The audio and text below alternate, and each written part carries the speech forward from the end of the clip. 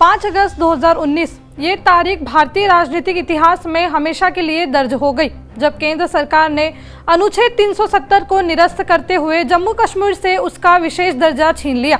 इसके साथ ही राज्य का विभाजन कर उसे 2 केंद्र शासित प्रदेशों जम्मू कश्मीर और लद्दाख में बांट दिया गया। यह फैसला देश भर में जहां एक और समर्थन और सराहना का कारण बना, वहीं दूसरी ओर घाटी में इसे लेकर असंतोष, असुरक्षा और राजनीतिक हलचलों का दौर शुरू हो गया।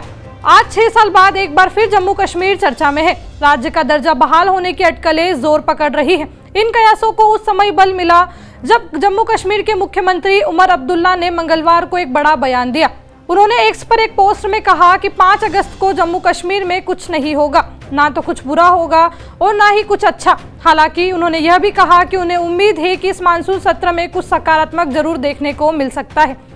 उमर अब्दुल्ला ने साफ किया कि उन्होंने दिल्ली में किसी भी सत्ताधारी से मुलाकात नहीं की है और ये केवल एक आंतरिक भावना है, लेकिन वह आशावादी बने हुए हैं। उमर अब्दुल्ला का यह बयान ऐसे समय में आया है जब राष्ट्रपति द्रौपदी मुर्मू, प्रधानमंत्री नरेंद्र मोदी और केंद्रीय गृह मंत्री अमित शाह के बीच एक ही दिन में बंद कमरे में कई बैठकें हुई।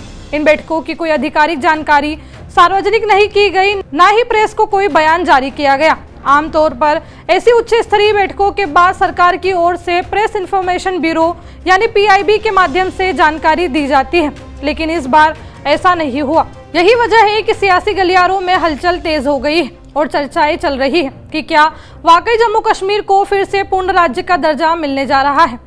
इस पूरे घटनाक्रम के बीच गृह मंत्री अमित शाह की गतिविधियां भी ध्यान खींच रही है। सूत्रों के मुताबिक शाह ने जम्मू कश्मीर BJP नेताओं से मुलाकात की है। इससे पहले जुलाई और अगस्त के शुरुआत में उन्होंने जम्मू कश्मीर BJP प्रमुख सत शर्मा और लद्दाख के उपराज्यपाल कविंदर गुप्ता के साथ बैठकें की थी।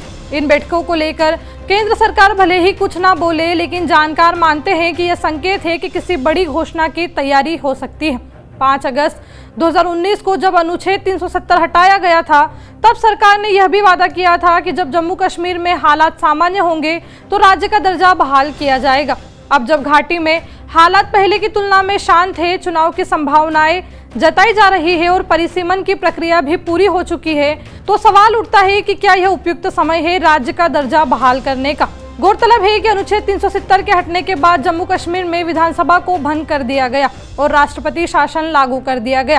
राज्य का दर्जा बहाल करना सिर्फ राजनीतिक ही नहीं बल्कि संवैधानिक मुद्दा भी है। केंद्र सरकार को इसके लिए संसद में एक विधेयक लाना होगा, जिसे दोनों सदनों में पारित किया जाएगा। ऐसे में यह देखना दिलचस्प होगा कि मानसून सत्र के दौरान इस तरह का कोई विधेयक लाया जाता है या नहीं। उमर अब्दुल्ला ने अपने बयान में इसी संभावना की ओर इशारा किया है।